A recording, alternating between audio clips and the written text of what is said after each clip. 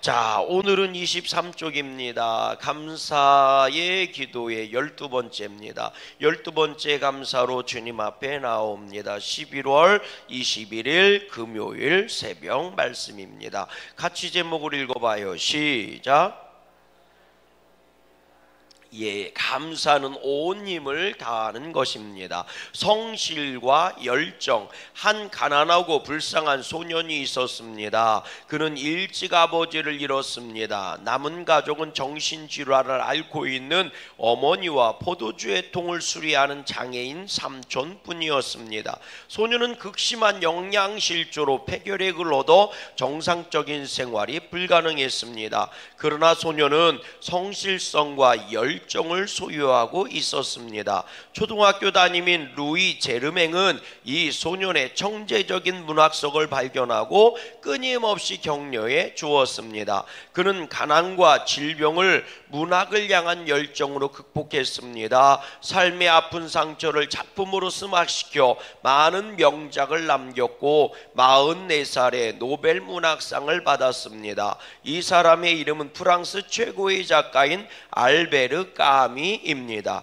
양질의 옥도 갈지 않으면 명품이 될 수 없습니다. 바람이 심한 곳에서 자라나는 나무들이 땅속에 깊이 뿌리를 내립니다. 노련한 어부는 풍랑일 때 실력을 발휘합니다. 사람은 시련을 통해 연단됩니다. 그리고 그 고난 뒤에는 하나님의 선물이 준비되어 있습니다. 그것은 감사입니다. 아멘. 할렐루야.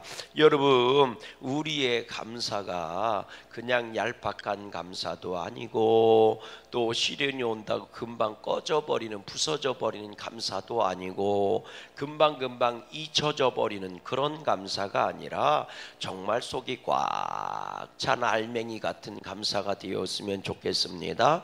그리고 또 심겨졌을 때 새로운 축복을 만들어내고 행복을 만들어내는 그 생명 있는 씨앗과 같은 감사였으면 좋겠습니다. 그리고 그 무엇에서 흔들림이 없는 아주 변함이 없는 감사였으면 좋겠습니다. 여러분, 똑같은 흙이어도요, 여러분 자기를 만들 때 이 불가마에 가보면 자기를 만들 때요 여러 번 굽고 구워서 자기가 되는 것이 있고 말 그대로 예술 작품이 되는 거죠. 어떤 곳은 그냥 질그릇으로 끝나는 것도 있습니다. 차이가 뭐겠어요? 예술성의 차이만 있는 게 아닙니다. 그것만 있는 게 아니라 그 예술성에 부어 넣는 땀과 수고가 있어야 되는 거지요. 그럴 때 명품으로 거듭나는 겁니다. 누가 그런 얘기를 하더라고요. 명품은 저절로 되는 게 아니라 고난과 역경을 이겨낼 때만이 명품이 될 수 있다. 그렇게 얘기하더라고요. 그래서 그 이름의 가치는 고난과 역경이랍니다. 다시 말하면 그 이름에 쏟아부은 땀방울이 있었기 때문에, 때로는 눈물과 아픔이 있었기 때문에 명품이라고 불려지는 이름이 탄생할 수 있었다는 겁니다. 하기야 그렇죠. 우리나라 기업들도 보면 눈물 없이 된 기업은 없습니다. 땀 흘리지 않고 한 기업은 없습니다. 그러니 여러분, 감사도 마찬가지 아니겠습니까? 저절로 감사가 나오는 게 아니라 온 힘과 열정을 쏟아붓지 않고는 감사라는 게 저절로 생기지 않는다는 거지요. 저는요, 진짜 금이라는 게요, 금관 가면 금을 캔다고 그러니까 금이라는 게 금 덩어리로 이렇게 만들어지는 줄 알았어요. 그래서 그 금덩어리를 녹여서, 그래서 조그맣게 쪼개서 반지를 만들기도 하고 목걸이를 만드는 줄 알았어요. 근데 그게 절대로 아니더라고요. 여러분, 금강 가서 금덩어리라는 게 노란 누런 돌멩이를 찾잖아요. 그러면 노란 게 섞여 있는 돌멩이를 찾으면 그걸 다시 모래처럼 부숩니다. 다 쪼아서 부숴내요. 그리고 나서 거기서 금을 다시 녹여냅니다.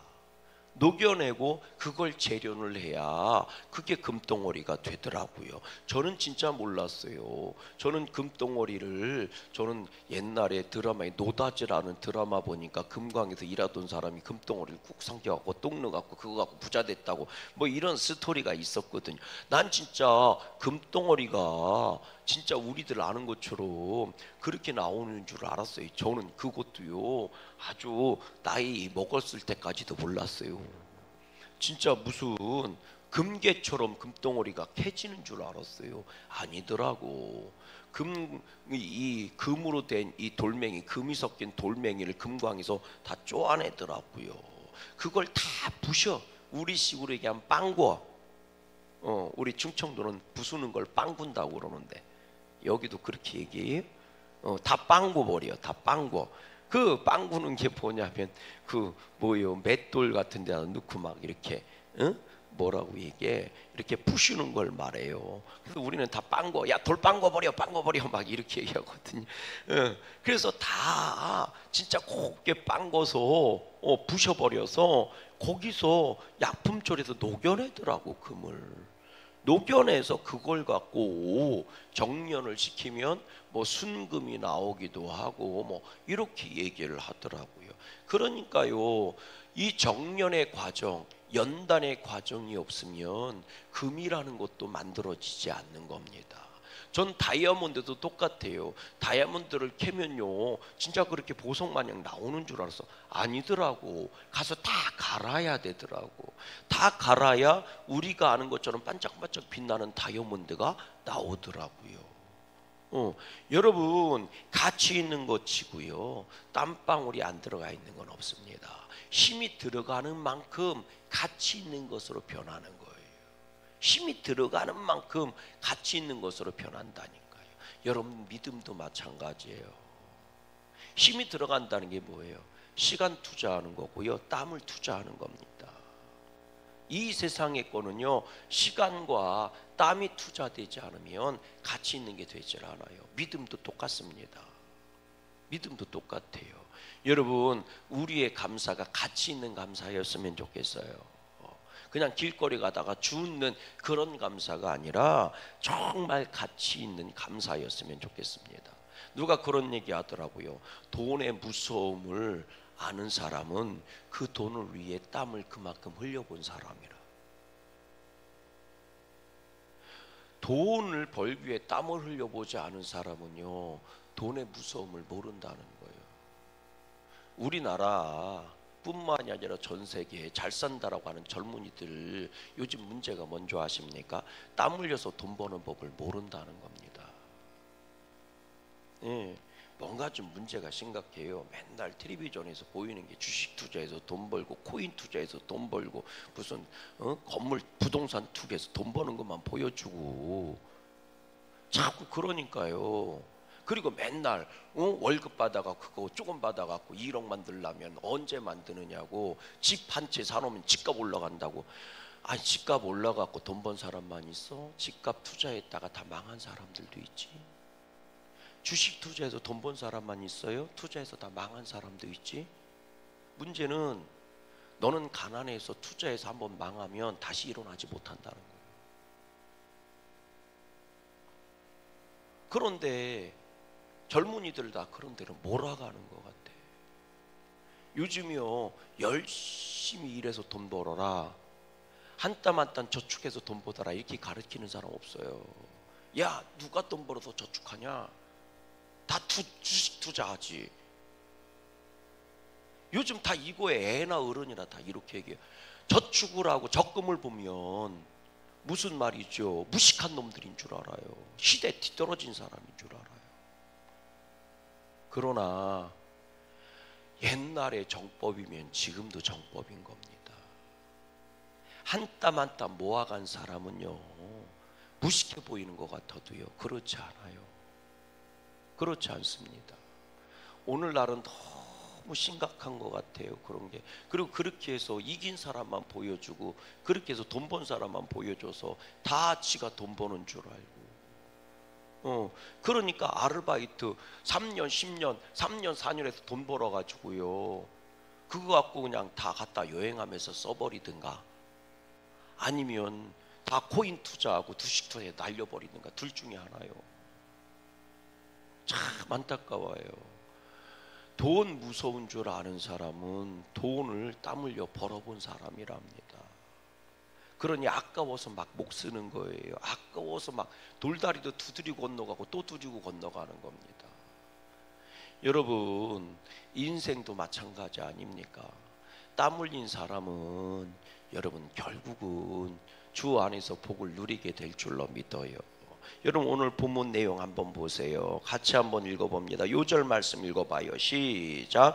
다윗이 여호와 앞에서 힘을 다하여 춤을 추는데 그때에 다윗이 배에 에봇을 입었더라. 다윗과 온 이스라엘 족속이 즐거이 환호하며 나팔을 불고 여호와의 궤를 메어 오니라. 아멘. 여러분, 지금요 여호와의 법궤를 예루살렘 성으로 모셔오는 거예요. 다윗이 여호와의 법궤를 이 예루살렘 성으로 모셔오는데 다윗의 안에 근심이 있고 아픔이 있었던 거예요. 혹자는 이거 갖고 뭐 어쩌고저쩌고 얘기하는데 그렇지 않아요. 사실 다윗은 하나님의 성전을 지으려고 했어요. 아멘이십니까? 다윗이 솔로몬한테 성전을 짓는 것을 물려준 것은요 다윗이 짓기 싫어서 그런 게 아니에요. 다윗은요 자기 살아생전에 예루살렘 그 성 안에 성전을 짓기를 원한 거예요. 그 자리다가. 근데 하나님이 뭐 한 거예요? 하나님이 거절하신 거거든요. 네 아들 때 솔로몬 때 지라고 하신 거거든요. 그래서 다윗이 솔로몬 때 성전을 지을 수 있는 모든 물자와 사람과 모든 그 비용을 다 준비해 놓는 겁니다. 우리식으로 얘기하면 수십조를 준비해 놨어요. 계산을 해보면 오늘날 현금 가치로 계산하면 수십조를 준비해 놓은 겁니다. 사람까지 다 준비해 놓은 거예요. 저희 땅 하면 젖을 수 있는 거예요. 다윗도. 근데 하나님이 거절하셨으니까 다윗이 짓지를 못하고 그리고 솔로몬이 짓게 한 겁니다. 그래서 그게 유언이에요. 다윗의 유언이지요. 그러니까 다윗은 여호와의 법궤를 왜 예루살렘으로 가지고 왔느냐? 여호와의 법궤를 모시고 그 법궤가 들어갈 수 있는 하나님의 집 성전을 짓기를 간절히 원했던 거예요. 이게 다윗의 믿음이었던 거예요. 그래서 가까이에 여호와의 법궤를 두고, 여호와의 법궤가 중요한 기능이 있습니다. 그게 뭐냐면 하나님의 뜻인지 아닌지 묻는 거예요. 대제사장이 들어가서 하나님의 뜻이 뭔지를 구분해내는 겁니다. 그게 여호와의 법궤 앞에서 묻게 돼 있어요. 왜? 여호와의 법궤는 하나님이 임재하시고 하나님이 앉으신 보좌이기 때문에 그렇습니다. 아멘이십니까? 그래서 그 법궤 안에 뭐가 들어있어요? 그 안에 뭐가 들어있어요? 우리가 잘 아는 것처럼 십계명이 들어있어요. 말씀이 들어있다고요. 하나님은 말씀으로 그 가부를 말씀하시는 분이니까 예스냐 노냐 하라 하지 마라 이걸 결정하시는 분이니까. 아멘이십니까? 순종이 뭐예요? 하라고 할 때 하는 게 순종이고 하지 말라고 할 때 안 하는 게 순종인 거예요. 하라는 걸 하지 않으면 불순종이고 하지 말라는 걸 하는 게 불순종이란 말이죠. 그러니까 그 앞에서 묻는 거예요. 법궤 앞에서 묻는 거예요. 그러니까 법궤가 가까이 있어야 된단 말이에요. 항상 물어봐야 되고 여쭤봐야 되니까. 그래서 예루살렘 성전으로 모셔드린 거예요. 아멘입니까? 오늘 우리도 말씀을 들을 때 아멘 하는 이유는 하나님의 말씀을 내 안에 모셔드리기 때문인 줄로 믿어요. 그래서 우리는 항상 물어봐야 돼요. 하나님, 이것이 옳은 겁니까? 그른 겁니까? 내가 제대로 가는 겁니까? 제대로 안 가고 있는 겁니까? 그럼 누가 가르쳐 주세요? 내 안에 임하신 성령님께서 말씀을 통해 나에게 깨닫게 해주시는 거예요. 기억나게 해주시는 거예요. 할렐루야. 그러니까 말씀이 내 안에 있어야 돼, 없어야 돼? 있어야 된다니까. 말씀이 풍성할수록 하나님은 더 세밀하게 말씀해 주실 수 있는 거예요. 이해가 되시면 아멘. 그러니까 우리가 말씀을 듣고 또 듣고 말씀을 묵상하고 또 묵상하는 이유는 잊어버려 다 기억하면 천재게 잊어버리지 근데 성령님이 뭐라고 말씀하셨어요? 기억나게 하시고 가르쳐 주실 거다 그랬잖아요. 기억나게 하신다. 잊어버린 것도 기억나게 한다. 잊어버렸다는 거는, 내가 왜 여기로 가지 말씀이, 잊어버렸다는 것은 머릿속에, 기억 속에, 내 혼 속에서, 이 생각 속에서 잊어버렸다는 거예요. 그러나 말씀은 내 말은 곧 영이라, 말씀은 영인 줄로 믿어요. 내 영에 말씀이 새겨져 있단 말이에요. 내가 잊어버렸다고 내 안에 없는 게 아니란 말이에요. 깨달아 주십니까? 그래서 성령님께서는 뭐 하는 거예요? 그 말씀을 끄집어내는 거예요. 내가 믿음으로 받았던 말씀을 끄집어낸다고, 기억나게, 내 혼 속에 기억나게 해준다고요. 그래서 어떻게 해요? 그 말씀이 이런 거다, 그러니까 너는 이렇게 해라 하고 뭐예요? 가르쳐 주신다고요. 누가? 성령님께서. 영은 영으로 하니까 내 영에 들어있는 말씀을 성령님이 끄집어낸다고요. 그래서 말씀 앞에 우리는 아멘으로 받아야 되고, 많은 말씀을 가지고 올 수 있을수록, 쉽게 얘기하면 단어를 많이 할수록 영어를 잘할 수 있고, 그래서 영어 공부는 단어부터 하는 거예요. 그리고 언어를 많이 할수록, 여러분 언어가 아무것도 아닌 거 아니에요. 우리가 생각을 할 때 뭐 갖고 생각해요? 언어 갖고 생각하는 거예요. 언어가 풍성할수록 생각을 더 깊이 할 수 있는 거예요. 그리고 더 정확하게 표현해 줄 수 있고, 그러니까 언어를 많이 할수록 사유의 폭이 넓어지고 깊어지는 겁니다. 괜히 공부하라고 그러는 게 아니에요. 그러니까 여러분, 말씀을 많이 들을수록, 많이 믿고 묵상할수록 하나님께서는 더 세밀하게 나를 뭐 할 수 있어요? 컨트롤 해 주실 수 있단 말이에요. 인도하고 가르쳐 주실 수 있단 말이에요. 아멘이십니까?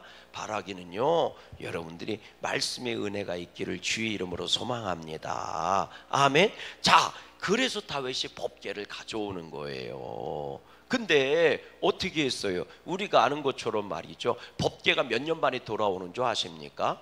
중심지로 이게 100년 만에 오는 거예요. 정확하게 100년 4개월이 걸렸대요. 블레셋에서 7개월 동안 있었고요. 기럇 여아림이라고 하는 거, 혹은 말이죠, 여기에 보면 이 아비나답의 집인데, 아비나답의 집이 여기에 뭐 아비나답의 집이 있고 뭐 그 법궤가 이 어디에 있었더라, 바알레 유다 집에 있었다, 이게 다 기럇 여아림이래요. 지명이기도 하고 마을 이름이기도 하고 사람 집이기도 해요. 아비나답의 집에 있었어요. 100년을 넘게 있었던 거예요. 그리고 나서 돌아오는 거예요. 예, 그러다가 이제 중간에 어디에 오벳에돔의 집에 3개월 머물지요. 우리가 아는 것처럼 수레에다 싣고 오다가 소가 뛰어노니까 우사와 아유가 갖고 오는데, 소가 뛰어오니까 법궤가 떨어지려고 하니까 우사가 달려들었다가 법궤를 만지고 죽잖아요. 그래서 다윗이 뭐 법궤가 우리 집에 올 수 있겠느냐 이러면서 어떻게 해요? 오벳에돔의 집으로 갖고 간단 말이에요. 거기 3개월 동안 있었는데 소문이 들린 거예요. 엄청나게 오벳에돔이 복을 받았다는 거예요. 보통 복을 받았으면 소문이 안 나갔을 거예요. 엄청 복 받은 거예요. 진짜 막 눈에 띄게 복을 받는 거예요. 막 눈에 띄게 복을 받는 거예요. 막 눈에 띄게, 막 여러분들 가정이 복을 받았으면 좋겠어 나는. 할렐루야. 눈에 띄게 막 복을 받았대요. 아니 생각해봐, 오벳에돔의 집에 3개월 있었다니까. 3개월. 그런데 다윗에게 보고가 올라온 거예요. 하나님이 오벳에돔의 집에 복을 주셨는데요. 이 얘기를 듣고 다윗이 여호와의 법궤를 다시 가져오기로 작정하는 거거든요. 근데 생각해봐요. 12절 읽어봐요. 12절 말씀 뭐라고 돼 있나? 12절 말씀 시작. 어떤 사람이 다윗 왕에게 아뢰어 이르되 여호와께서 하나님의 궤로 말미암아 오벳에돔의 집과 그의 모든 소유에 뭘 주셨다? 복을 주셨다 한지라. 다윗이 가서 하나님의 궤를 기쁨으로 메고 오벳에돔의 집에서 다윗성으로 올라갔다. 그러니까 여러분, 그냥 대충 복을 준 게 아니오. 그냥 사람들이 볼 때 이야 저 집 엄청 복 받았다, 법궤가 쟤네 집에 가 있는 있는 것 때문에 복을 받은 게 틀림없어. 왜? 딱 그 시점에서부터 복을 받은 거니까. 보통 복을 많이 받은 게 아니오. 눈에 확확 띄게 복을 받은 거요. 그 왜 무슨 복일까 싶었는데 아기를 낳았더니 뭐 쌍둥이를 낳았다든지 뭐, 그리고 아기를 못 갖던 여자가 갑자기 애가 들어섰다든지 뭐, 갑자기 막 소가 막 양이 막 새끼를 막 줄줄이 사탕으로 낳기도 하고 막, 그러지 않았겠어요? 뭔가 눈에 띄게 복을 받았으니까, 뭐 예를 들어서 아버지가 복권 당첨됐는데 엄마도 복권 당첨되고 아들도 복권 당첨되고 막 이런 거 눈에 띄게, 막 죽어가던 사람이 갑자기 벌떡벌떡 일어나고 막 뜀박질 뛰지를 않나 뭐 이런 복이잖아요. 그래서 모든 소유니까 사람, 양, 소, 밭 할 거 없이 그저 이런 거 아니겠습니까? 복을 받아도. 그래서 호박 씹었더니 수박이 열리고 막 이런 복이지 않겠어요? 그걸 뭐라고 얘기해? 기적이라고 얘기하는 거예요. 기적의 복들이 일어난 거예요. 복의 기적들이. 그러니까 보고한 거예요. 여호와의 법궤를 갖고 오는 게 맞다고. 그래야 우리나라가 복을 받는다고. 그래서 다윗이 너무 기뻐서 법궤를 가져오는데, 여러분 참 재밌게도요 14절 말씀 읽어보세요. 14절 말씀 시작. 다윗이 여호와 앞에서 뭐를 다하여? 힘을 다하여 춤을 추는데 그때 다윗이 베옷을 입었더라. 아멘. 힘을 다하여 춤을 췄대. 기뻐서 갖고 왔다고 그랬잖아요. 그러니까 기쁨으로 춤을 추는데 힘을 다해서 춤을 췄대. 어느 정도로 춤을 췄느냐? 우리가 잘 아는 것처럼 사울의 딸 미갈이 창밖으로 내려보다가 왕이 채통도 없이 옷이 벗겨지는지도 모르고 저 미천한 백성들에게 춤을 저렇게 추고 있다고, 이렇게 비아냥거릴 정도로 기쁨으로 춤을 추고 온 힘을 다해 춤을 췄대요. 할렐루야. 온 힘을 다해요. 우리 그러면 전반부에 나오는 우사와 하요가 수레에다 싣고 올 때는 그렇게 춤을 추지 않았느냐? 추었어요. 오늘 본문에는 그게 좀 덜 나왔지만 5절 말씀 한번 읽어볼래요? 5절 말씀 읽어봐요. 5절 말씀 시작. 다윗과 이스라엘 온 족속은 잣나무로 만든 여러 가지 악기와 수금과 비파와 소고와 양금과 제금으로 여호와 앞에서 뭐하더라? 연주하였더라. 그래서 우리는 여기는 이렇게만 표현돼요. 근데 똑같은 얘기가 역대상 13장에 나옵니다. 역대상 13장 한번 가보세요. 역대상 13장 1절 한번 가보세요. 똑같은 얘기가 역대상에도 나오거든요. 여기서도 똑같이 우사가 죽어요. 근데 역대상 13장 한번 가보세요. 1절 말씀 한번 가보세요. 자, 여기서 이제 백성들하고 의논했어요. 가져오자 결정을 했어요. 그리고 나서 궤를 가지고 오는 거예요. 그리고 나서 이제 기럇 여아림에서 이제 묻는 거죠. 근데요, 보세요. 뭐라고 돼 있나? 우리 9절 말씀, 아니 8절 말씀 보세요. 자, 7절부터 읽어봅니다. 7절, 13장 7절부터 읽어보세요. 시작. 하나님의 궤를 새 수레에 싣고 아비나답의 집에서 나오는데 우사와 아이호는 수레를 몰며 다윗과 이스라엘 온 무리는 하나님 앞에서 뭐예요? 힘을 다하여 뛰놀며 노래하며 수금과 비파와 소고와 제금과 나팔로 연주하니라. 기돈의 타작마당에 이르러선 소들이 띠므로 우사가 손을 펴서 궤를 붙들었더니 죽었다. 이렇게 나와. 그러니까 지금 여호와의 법궤가 어디예요? 이 법궤가 기럇 여아림에서 나올 때에 수레로 싣고 올 때도 다윗은 온 힘을 다해서 춤을 췄어요, 안 췄어요? 췄다고요.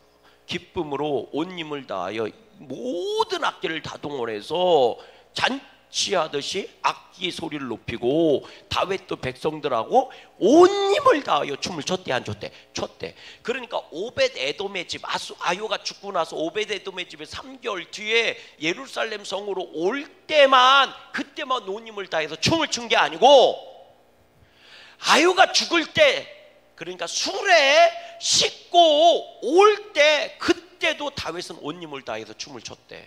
그러니까 다윗은 변함이 있어요, 없어요? 없어. 온 힘을 다한 건 똑같다고. 쉽게 얘기해서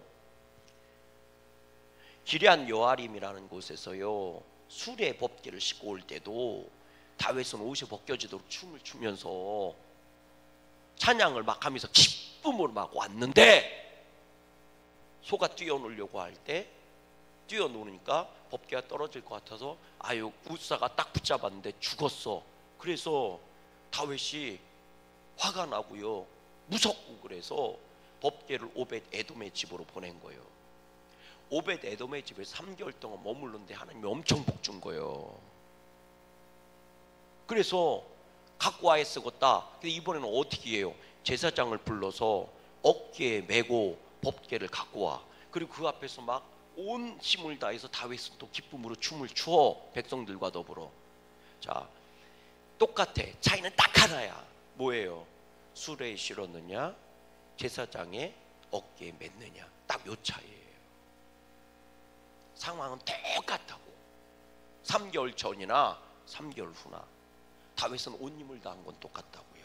그러면 여러분 생각해 보세요. 처음에 수레에 싣고 올 때는 왜 그 끝이 안 좋은 거예요? 다윗이 온 힘을 안 다해서? 온 힘을 다했다니까요. 온 힘을 다한 건 똑같아. 문제는 하나님의 방법이 아니었다는 거잖아요.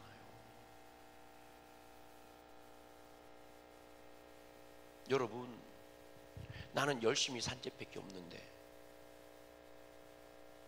열심히 안 사는 게 문제가 아니고 그대의 방향이 문제인 거예요. 무엇을 위해 열심히 살았느냐가 문제라고요. 오늘 다윗은 그걸 우리에게 알려주고 있는 거예요. 열심히 안 사는 게 문제가 아니라고요. 열심히 사는 거 안다고요. 열심히 사는 거 안다고요. 나는 왜 열심히 살았는데 하나님 나한테 이러실 수 있어요? 나는 열심히 사는 것밖에 없는데 왜 내 인생이 요 모양 요꾸라지가 돼? 나는 열심히 살았는데 억울하다고. 나는 열심히 사는 것밖에 없다고. 열심히 살지 않았다고 당신한테 얘기한 사람 한 명도 없어요. 네가 열심히 안 살아서 네 인생이 요 모양 요꾸라지가 되고, 네가 열심히 안 살았기 때문에 네가 실패한 거고, 네 인생이 열심히 안 살아서 네가 열심히 안 살았기 때문에 네가 지금 힘들어한 거, 그게 아니라고. 그 얘기를 하고 있는 게 아니라고요. 근데 왜 자꾸 그 얘기를 하냐고요. 하나님도 말씀하세요. 그래, 너 열심히 살았어. 인정해. 그런데 너 무엇을 위해서 열심히 살았니? 왜 이건 안 물어봐요? 이것도 물어봐야 되는 거 아니에요? 하나님을 위해서 열심히 살았습니까? 세상이 썩어질 것으로 해서 열심히 살았습니까? 열심히 사는 거 알았다니까요. 안다니까. 알아요. 나는 열심히 사는 것밖에 없는데 왜 내 인생이, 나는 열심히 살았는데요. 목사님 왜요? 나는요 왜 이렇게 됐어요? 안다고요. 그대의 주름살 패인 것 속에 그대의 열심이 보인다고요. 그런데 무엇을 위해서 열심히 살았습니까? 도둑놈도 도둑질 할 때 열심히 해요. 열심히 안 하면 잡히니까.